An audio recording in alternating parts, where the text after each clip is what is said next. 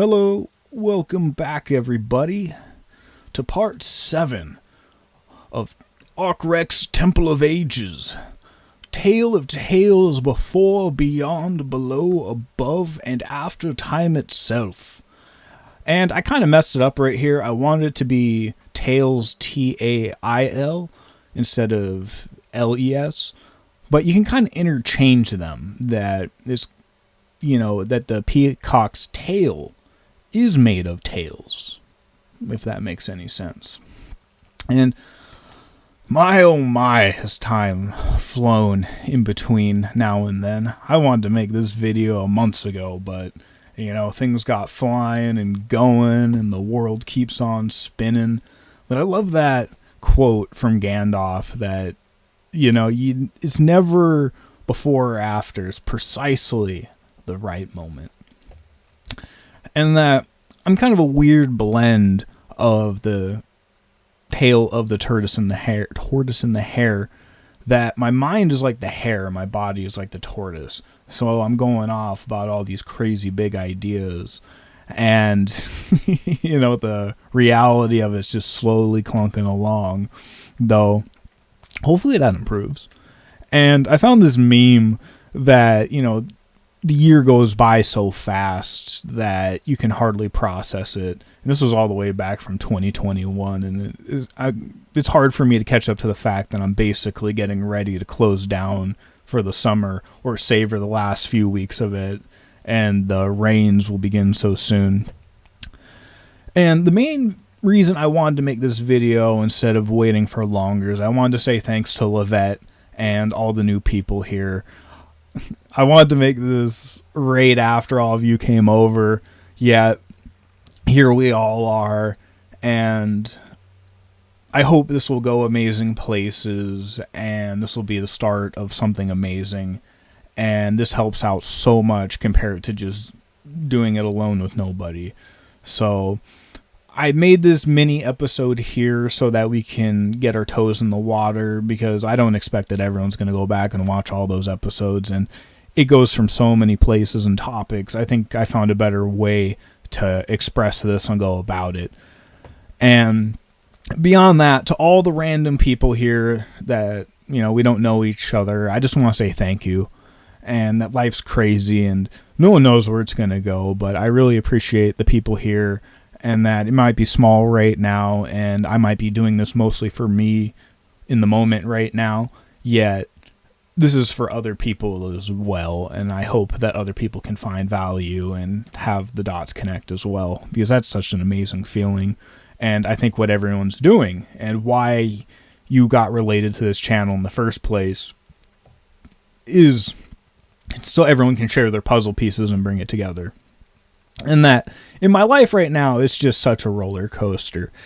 Yet when I get to the bottom, I always find that reason to get back up and get back in the fight. And that, when you think it's so over, that it can be just the beginning of something great. And that the synchronicities have pulled me back. And that everything's coming together. Ooh-wee, today was a weird day. So many weird things going together. And that this presentation, these topics, remind me so much of this skit from The Simpsons, that just when Moe thinks he's thrown Barney out, he's already back in the bar before he can turn around again. And that's kind of how I feel about this presentation. Every time I think I've taken a break, or there's a pause, or I've gone back to a normal life, it kind of just spins back into my life. And there's this quote from the first season of True Detective I love, because he's saying to the truther guy, like, I just wish you would stop saying weird stuff. Like, can't you just blend in? Can't you just stop talking about the multiverse and the mind of God and, like, ascension and good and evil and two becoming one? Like, can't you just talk about, like, a sports team or something? And the main character in this series, as it goes on, it's just this normal story that becomes this occultic thriller that, the powerful people in this town, going back through their generations and bloodline, have been doing all these creepy rituals, and they're finally finding out about it, and it's finally coming to the surface. and coming to terms with all that. And that they make a lot of allusions in this show to occult references and the mind of God and light versus dark. And in the intro, they have many scenes like this, like all these nasty things of their society is in the mind of God. You know, anything happening here, no matter how horrible it is happening in the mind of God. And the big reason I push forward with this isn't just to focus on the negative. It's that I want to focus on the negative to explain the grand scale of the positive I want to bring in to this world if possible. And that, you know, as I dove into the mainstream, it just led me more and more back to trying to be more self-sufficient and moral and trying to find peace among all this chaos instead of just trying to go in this weird artificial direction we're going. And that brings me to this idea of Plato's Titanic. That we're the ones guiding the way of this ship we're all on, this society as a whole. Yet there are these weird powers and forces. They're trying to get us to all focus on these weird things right now in our lives so that it can guide the whole entire ship towards there. Because that's where the true power is. The people in the shadows don't actually have the power. They've just figured out how to trick us all, or ourselves, to help them guide the ship for themselves into this icier and icier waters, because it's about multiverse and timelines and the vibe within your heart changing the world around you. So that, yet, it's not just us individually, because there's so much more around us, and we're all a part of one another. So we all have our own little parts in guiding this ship. And that, you know, karma, there's this inbuilt rule system that you can't really escape what you've done. So that depending on where you want to go, you're going to get a different ending. And we can look at all the different religions and, you know, spiritual beliefs, and it all kind of comes back to, you know, the Akashic records, that you can't really escape from the path you're choosing. And every moment you're walking is solidifying the path you're walking and changing the destination of where you're going in a retro causality way, because reality is like a CD. The past, present, future are already all on it, or like a book. It's just, it seems like we're reading it line by line through time. And I just want more and more to do my part, so that when I go to the cosmic kangaroo, karmic circus in the sky, I can say, hey, I really tried. I tried to see what was going on. I tried to rise above myself and do what they call the great work, and try to find a better ending to this than what we've got going on. And so far, I've done about 2,000 slides, and I'd say about 6-7 hours of work. Yet I know just throwing a giant presentation, especially nowadays, isn't really the way to go about it. So I'm going to continually try to refine it. I have another 800 I made already. You know, I'm going to try to break these down into little bite-sized blocks, so it's a lot more reasonable, that people can dip their toes a lot easier and figure out if this is what they want. Because I wouldn't want someone getting 3 hours into the presentation and going, hey, what's this? You know, this isn't what I signed up for. This is getting all weird on me. So I'm hopefully going to do a bunch of smaller videos. Like, instead of just doing like a whole 2-hour video of part 7, I'm going to do the intro, and then I'll maybe do like a recap of everything I've done so far in like a small 20-30 minute video, or maybe even smaller, so you can get a really good idea of where I'm going with this. Or, you know, if you're interested in it, you can go back and watch the old ones or keep along with it. And the new videos coming out after part 7 or 8 are going to be more focused on topic to topic, instead of just a giant bleh, you know, and trying to string it together. Yet I needed this original giant presentation so I could go back later and make the smaller videos, so I didn't have to do everything from scratch. I'm hoping to do most of the slide work now, and that these videos can become more and more fluid and just me talking, and it going towards the eventual goal of this, and that's the answer to living standards in the increasing chaos. So eventually it'll become more about real life stuff and not just me talking about all this weird stuff. But I think the beginning point of all this is talking about all the media entertainment. And this is from Gladiator. Like, are you not entertained? Isn't this why you're here? You know, one of the big things I struggle with is that, I think everything happens for a reason. We're here for a reason in this moment for a reason, even if in our darkest moments it seems like it doesn't. And even as it's getting more ridiculous and the memes are going crazy, and we find out we might be in a crazy cosmic circus play for the entertainment of everybody, yet when the joke's on you, when you're the gladiator in the arena, all of a sudden the equation's a little different on how you view that if you're not the one in the audience. And that's a big part of my presentation earlier, the observer versus entertainment effect.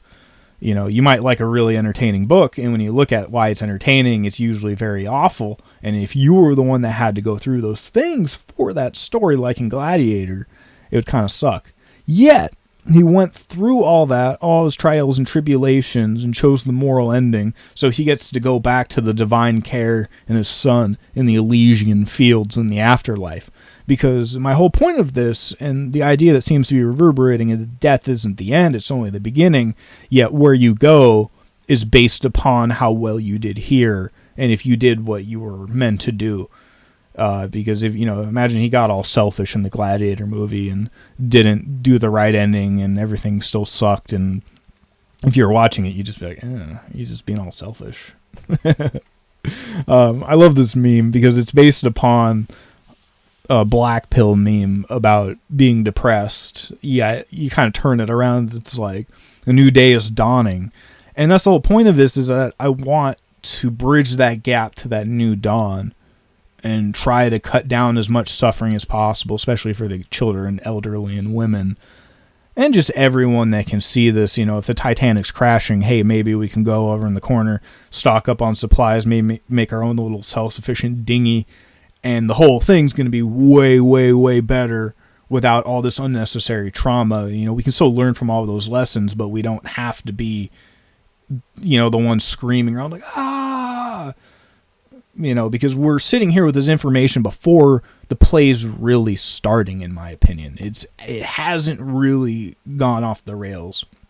And there's this genre called Isekai that I've talked about, and you can go back and look at my videos to go into it, that death isn't the end. So there's all these people like reincarnating in fantasy worlds. Like they get hit by a truck and they wake up and there's elves and orcs everywhere and they're fighting a demon lord.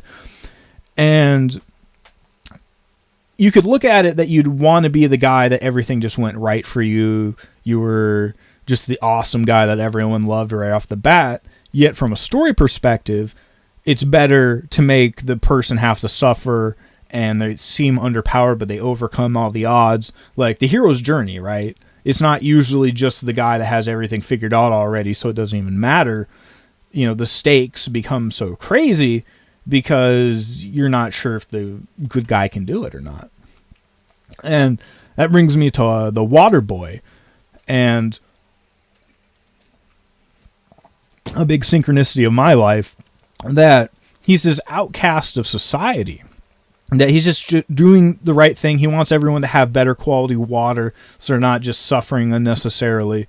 Yet everyone looks down upon him and treats him like crap. He's the walking mat of everyone because he tries to be nice. And later on, he becomes their salvation. But it's kind of funny because the part that they want is his angry part. Because he has so much repressed anger because everyone's just been dumping it on him that, he can tap in. These were more than just the body. People get adrenaline. They can lift cars for their baby. Like the placebo effect. Like there's more going on here than just that. So if you have that drive, you have that reason, that anger can really get you there. And in the end, that leads them to victory in the championship and his dreams coming true. And Happy Gilmore's been around my life lately, and that's that same idea. You can think of that ball as the generative energy to his dreams, and he has to master it. If he just stays angry, he can't win the game. Yet if he goes to his happy place, he imagines this amazing future he wants to go, instead of being angry in the moment at the little things that are happening. And just imagine I feel like I'm just drowning in that right now, but if you can see through it, and I'm trying more and more to see through it to the happy place, see through the momentary distractions to this amazing future. And mine looks more like Hobbit. There's a lot more to it, but the simplest way is to put like the Shire combined with moral technology and self-sufficient 365 greenhouses and families that can weather the storm till this new dawn comes in. And they like, if they have to go through like a Mad Max or a zombie apocalypse or whatever you put in there, even just the lights going off, like the amount of trauma that's going to be there for average people is just going to be insane if there's not a place to decompress or to shield yourself from it, in my opinion. And I'll get all that to that later. I just kind of wanted to leave a taste of that all the reason I'm talking about this is to lead to that. Yeah, I just kind of want to go with the process. So, last Halloween, I was walking downtown, and I walk with a water bottle because I don't like to be dehydrated. I started becoming more hydrated years ago in my life, and if I'm going on a walk, I think to myself, why am I suffering and just becoming dehydrated and parched? And I'm starting to get a headache, if I'm trying to walk miles, when I can just walk around with a water bottle. I kind of look a little bit like a dingus. No one else, because I like walking downtown, like almost no one else has water bottles. Like they're all just vibing. And this girl says to me, "You look like Hubie Halloween." And I'm like, what are you talking to me about? And she's like, "It's this movie on Netflix with Adam Sandler, Hubie Halloween." I think it's called this. And it's about this goofball guy who's the monitor of the town, who carries around this water bottle flashlight gadget. That on Halloween thinks there's like this murder going on, and no one will believe him. He's like the laughing stock of the town. And also Shaq's in here. You can go back in the previous videos, and I'll probably even make a video later on about the weird Shaq connections, because there's a lot of them. And he just pops up in this movie randomly. Like in this movie, it's like the water boy, like they're throwing food at him all the time. Yet at the end, he turns out like that he actually sees what's going on. That like through all this goofiness, through all these jokes, the last person you suspect actually has a bead on what's going on, because he's the only one actually looking at what's going on. Everyone else is just kind of distracted. And it's interesting because he's wearing this monitor sash the whole time, and it kind of reminds me of like, hey, what are the angels called? The Watchers. And you think of the Truman Show, everyone's watching, leave a comment if anyone here doesn't watch a TV show or read a book or any form of entertainment, because we all kind of do. We're all looking at something. And that kind of brings me back to the Aquarius idea that by solar astrology, I'm an Aquarius. By others, I'm Capricorn, but they're both basically, having to do with the water. I have a lot of synchronicities to Capricorn. I think it's kind of like a mix. It's only like a 3-day difference anyway, so I see them similarly. But this was the one I always went with first, that I saw for years and identified with for years, and what I usually think of first. But it's funny because it's all different stuff, like Taurus is a bull, but then this one specifically is a guy with a bunch of water, and you can think of washing things clean, changing it to the next cycle. And this is from the movie The Big Short, about the housing market crisis. And if you watch this movie, everything that led to the housing crisis has already happened, and we're just kind of waiting for the last free fall that's decided by all the rich people that run the banks, because at the end, the people that print the money get to decide when the crash happens. So, but that all these cycles are repeating again. And if you don't learn from the lessons of the old cycles, you are doomed to repeat them in a position you don't want to be in. And I found this meme. It's like, I get, because part of me every day is just like, man, why can't I just go back 20 years ago? Like, there isn't all this added stress, but if we're meant to be here, this is the end of an empire. This isn't the post-war economic expansion. Like, we got to come to terms with what's happening and find peace in it and try to help others. And humor's part of that, because it says we clown in this. There's a good part of being a clown. There's a bad part. There's the reptilian vampire clowns from space, but there's also the ones that can bring a smile to your face even when the sky is falling. And this meme, we're reaching levels of circularity that shouldn't be even possible. We're already reaching these levels in so many ways that I feel like they're above my pay grade, or that they've already gone way too far, even though in a way we're just beginning. And there's this weird balance of being with the flow. This is just how I feel right now. The flow is just crazy, and it just seems like all predictions moving forward is that from a macro view, the flow is just going to get crazier, like a plane in turbulence, until you get to the eye of the storm, or past, all that craziness. And I'll get to this in about 800 slides, but a big part of this, and it's so funny, is that good and evil kind of want the same thing. So if you're trying to align your chakras, or walk an ascended path, or do the great work, that's what evil wants you to do too, because they want to take it or divert it at some point, that you get the power to change reality like Neo, but someone's got there as a middleman in the way there, because they're all vampires. A room full of vampires at some point needs somebody real to come in and move it along. So that's also part of it, that me doing this is also being played like a fiddle, and I have support for this, but I kind of wanted to say that. There's this music video I've been listening to called The Setup by Favored Nations, and it starts with this man in this attic asleep, and he wakes up, there's dust everywhere, everything's covered up, and he starts undusting everything and waking up and dancing, and he's cast into time.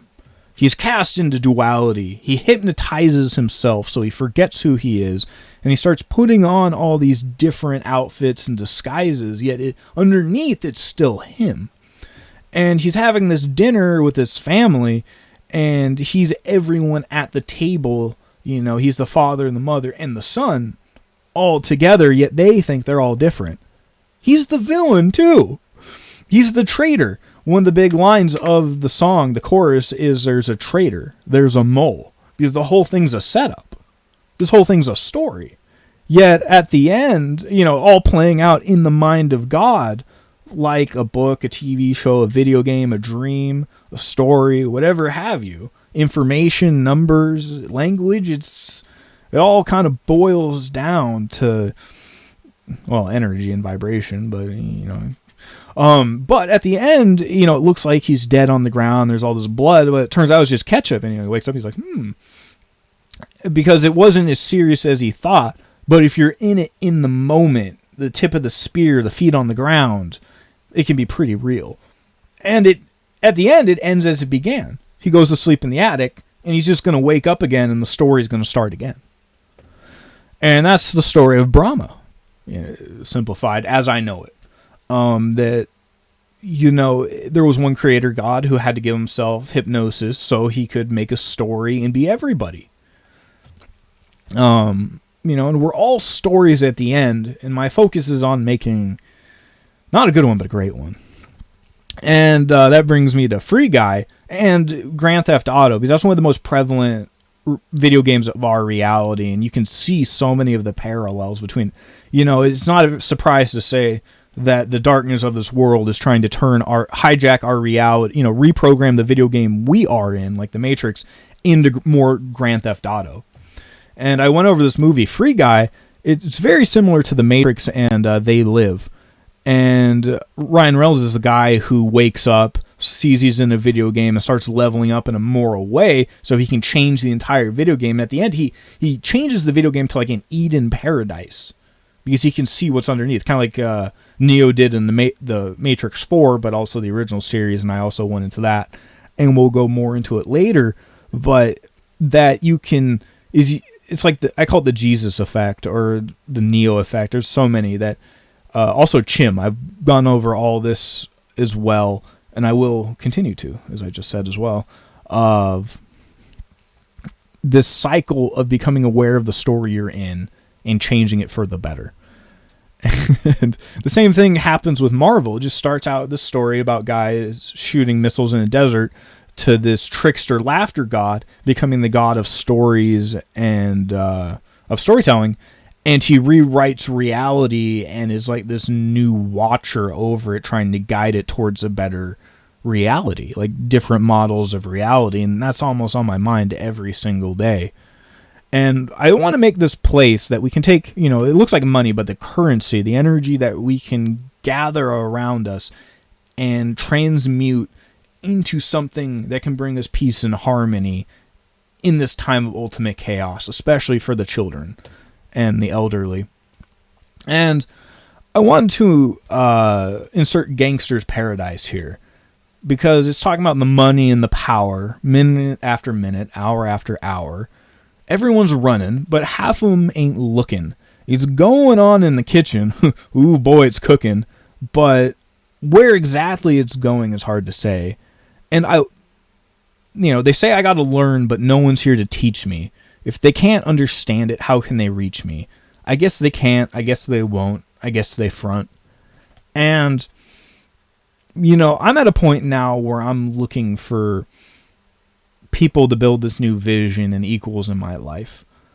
I've given this presentation so many times to many different people, yet I'm still kind of at the ground level trying to bring this together, looking for people that understand how to build the things that I want to build, because I don't have master craft skills and planting skills and all of that. I want to learn all of it, yet I need the teachers. Even if I had all that money, that lottery, the first thing I would do is go try to find experts and people that knew this better than me. Because even if I did have the ultimate paradise spot already, I couldn't do it alone. And I wouldn't want to. That's what evil does, is it tries to do it alone. And it tries to shun everybody else and think they're better. And the idea of Jesus is, trying to feed everyone, trying to make it better, trying to make the world a better place, release demons, trauma, try to make a better story, in my opinion. And it can happen so much that we ask for the truth. I asked for the truth. And even I still find myself just going, whoa, why can't it be something nicer, more flowery,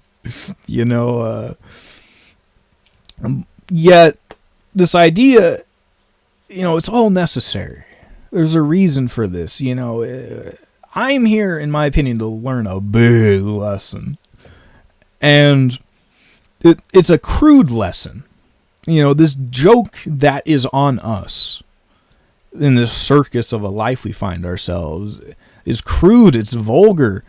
And if it's a pressure cooker about to explode with all the stuff we've been cramming in it, the thing we've been cramming down the most is sexuality and all that. Violence is everywhere, and greed and gluttony, but,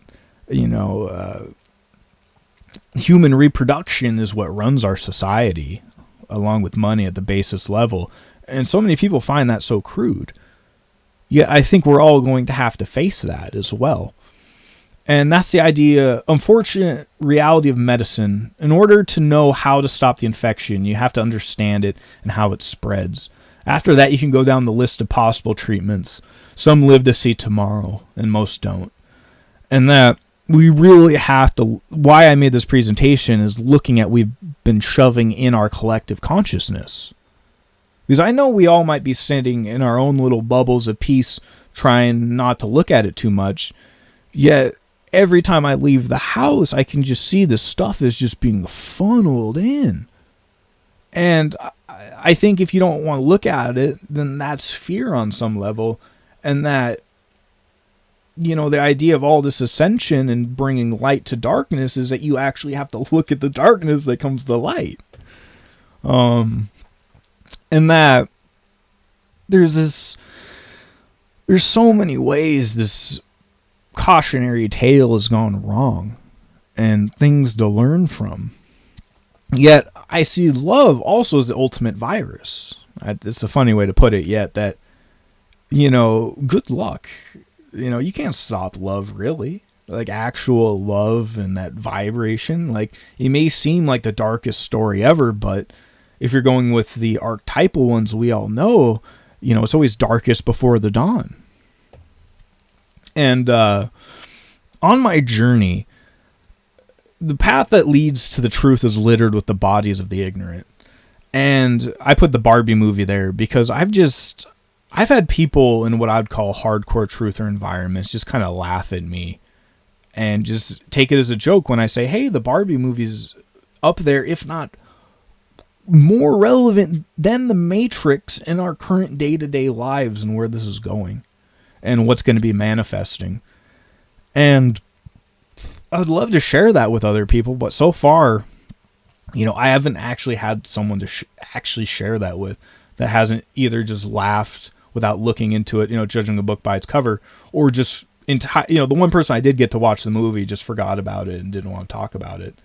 And I just want to say to everyone, I'm not just trying to badmouth people. I want to still talk to those people. Yet, what am I supposed to do if I'm going on this path and looking at this information and it seems to be coming true? And that is bound up in my whole identity and destiny and path. And I'm still here to talk with you. But the second I bring up anything negative, it just kind of derails it. And, to me, we have so many more darker things we have to look at and overcome together, as people before we're really in this new dawn that, I want to walk, and that this is a quote talking about how our current society has bred this idea of humans being disposable commodities. Yet I find that's happening even in the truth movement. I was a part of 3 different groups, and every single one of them over the last 2 years kind of closed up shop as things got more expensive, because they all had a natural response that as everything was going to chaos, that they wanted to find like-minded people and build small communities and become more connected. And we all did a great job with the first steps. Yet after that, everyone just kept doing it. They kept narrowing and cutting people off. And now it's just such small groups of people. And we're all still scattered in my knowledge and opinion, and still relying on being on the Titanic and going to the stores. And that we're even treating truthers as disposable. And I see it the other way around. That, that the 100 people that were maybe involved in that entire thing, 100 to 200 people, that's hardly anything. If we have to do everything ourselves in a moral way from now on because the Titanic's going down, and if you want to buy back into it, it's going to be way crazier and more evil down the road, and we still want to provide a good standard of living towards the future that's still going to be here, that we have to stop seeing ourselves as disposable. I don't think Jesus or Neo sees anyone as disposable. It's about how we can bring people back up and fix them. And with every group, I was in the disposable part. Because I did the first part great, but I couldn't keep up with it. Because almost all of them already had houses. They already had careers. And I kind of just got to the point where I'm just starting over because I didn't want to dive into the system and cybersecurity, just as AI is popping off and taking over everything. I didn't want to be the guy helping build the prison bars and just getting mine when I could see the storm brewing. And I just want it to go the other way. And that I'm saying this right now because I don't want to be phony. That I have actual things I want to say, and I'm willing to work with people along the way with them. And just by the way, I'm not talking to most people here. I'm talking kind of nostalgically. I know that most people here are new. And this is why I want to start authentically. There's this quote I found about a cooking video that if you can find these places that have grease everywhere, it's dingy and it's dirty, but it might be one of the best places you've ever been.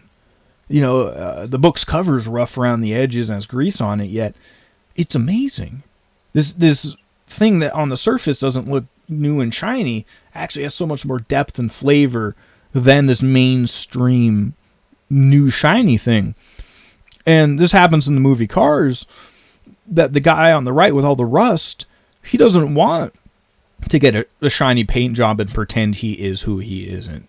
He's great with accepting his flaws. And one of the reasons I didn't do this presentation earlier is that I wanted to come back, with a nice haircut during the day and be like, oh, look how my addictions are gone and all this progress I've made. And I'm hoping to do a garden update with the next video as well, but I at least wanted to get this rolling and the vibe going, because I had these first slides already made, but I just kept finding reasons and, emotional validations for others. What are other people going to think of me? If I have this long hair and this long beard and this, trailer that's older than me at my parents' house.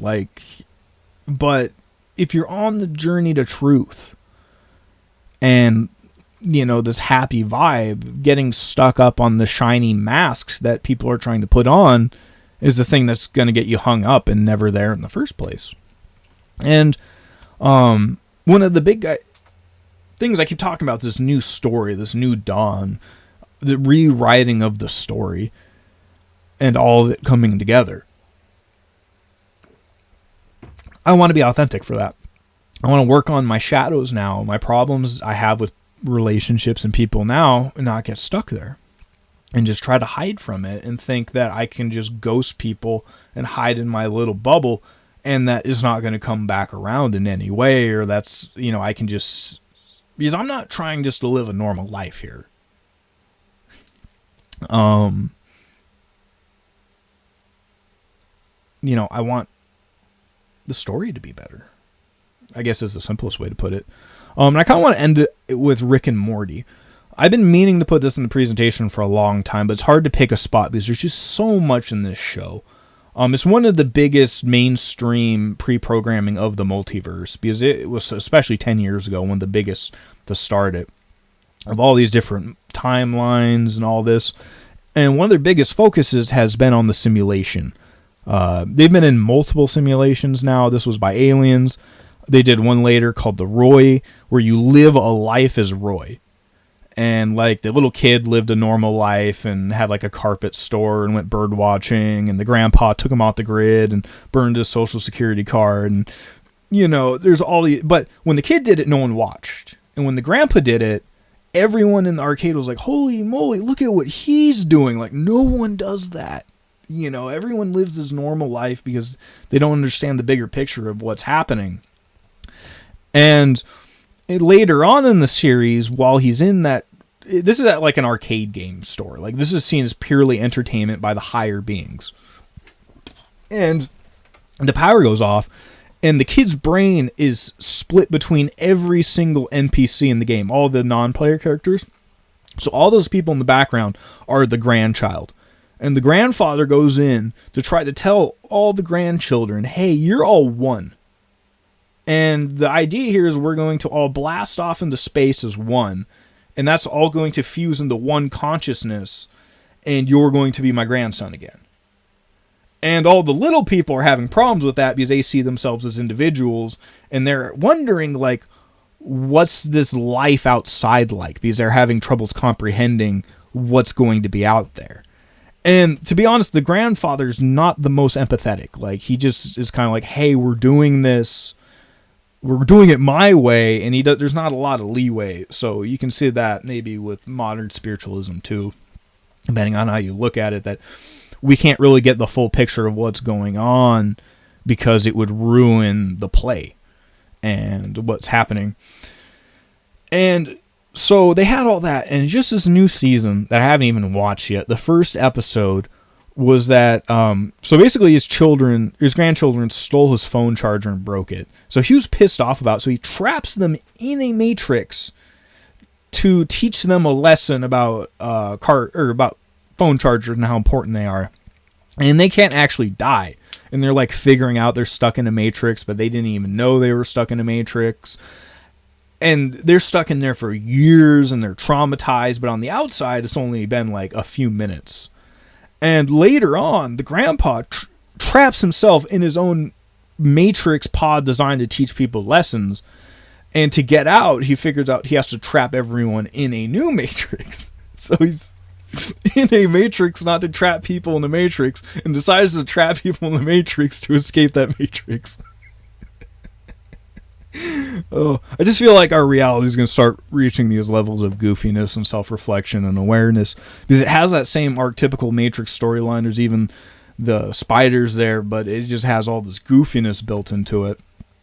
And, you know, he wakes him up out of the Matrix about not putting people in matrices. I've just been thinking about this because of the irony in our day-to-day life. And along with this episode, they kind of have this claymation. And when we think of the multiverse, like in the Barbie movie I was talking about earlier, like this could actually exist somewhere else. And this is just a cartoonic representation through art that we're giving this energy to it. And it's connected. It's like it's all in the mind of God. But it's just the different little neurons and connections. And this one has like a little chest burster like the Alien movie. And there was a few, this week actually released on the 12th was Alien Earth, about this deep research spacing facility that went around collecting all the nastiest stuff from the abyss.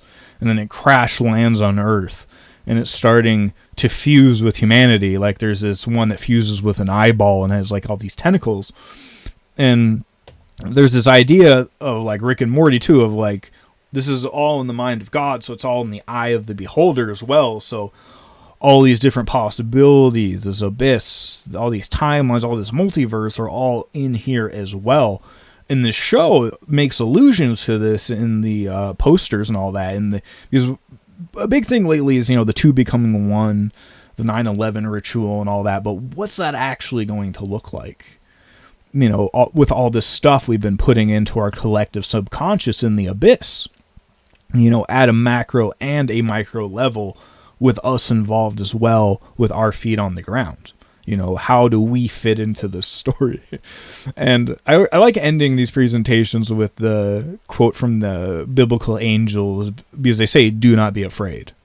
And I love this quote. It's like, why is everyone afraid? I specifically requested not to be afraid.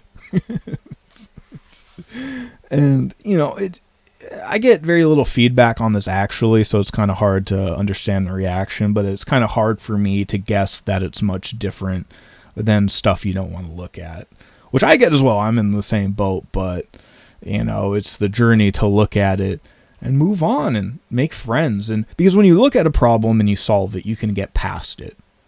It's when you can't look at it that it's festering. It's all around you. You can smell it. You know, it's like something that died in the walls. You can smell it getting worse, but you get acclimated to it. You know, you get stuck in the illusion, the hypnosis. But, you know, I guess we're here to make friends and have an awesome time and make a better story through it all, through the chaos, and learn our lesson and make an awesome story. So if you're here, I want to say thank you, and that I'll be making more of these, and I have tons more slides lined up.